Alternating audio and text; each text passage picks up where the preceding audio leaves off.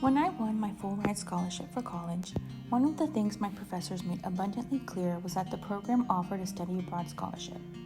At the time, the idea sounded fun, but pretty distant. I was reminded again of the opportunity this past January after a conversation I had had with my advisor.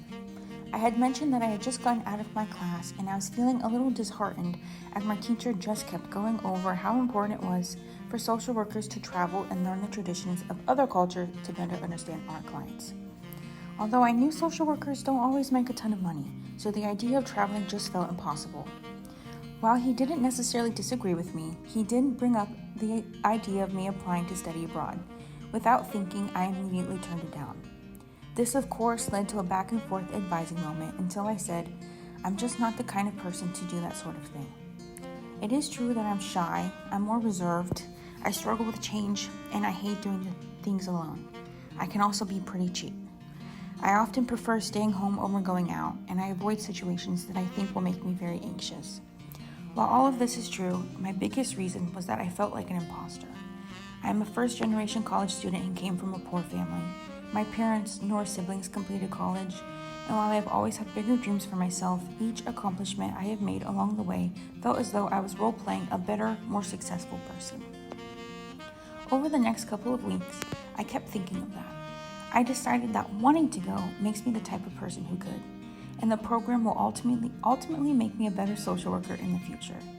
Not only have I grown so much in just a short few weeks, but I've also expanded my professional knowledge and understanding of different behavioral and physical health practices as well as their universal health care.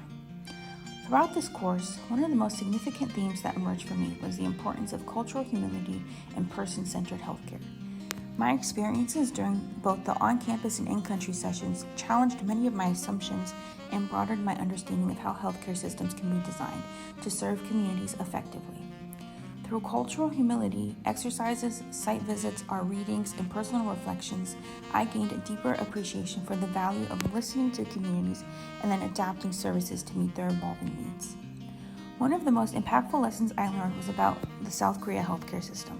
Prior to this experience, I often viewed healthcare through a lens that emphasized financial considerations and efficiency.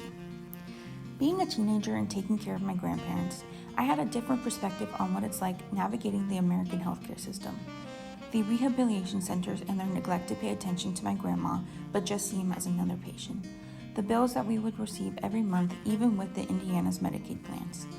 The very long hospital visits, the medical equipment that cost a fortune, and the cries of my grandpa saying he just wanted to go home and it's not fair getting old. However, I observed that South Korea's healthcare system is fundamentally focused on the needs of its citizens. Healthcare leaders and providers demonstrated a commitment to ensuring that people are healthy, satisfied, and heard. This perspective challenged my previous assumptions and encouraged me to think more critically about what healthcare systems should prioritize. I noticed it when they called their patients members and made them equals, when the hospital had level center care to ensure each individual was in the correct institution with the correct doctors who can best meet their needs and allow them to resume a healthy life at home.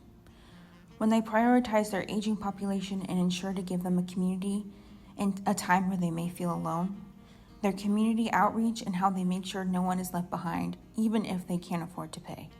I noticed it through the kindness of every agency we visit and how highly they spoke of their members and the importance of the service that they provide. This sort of dedication to its citizens leads to a healthier, happier society.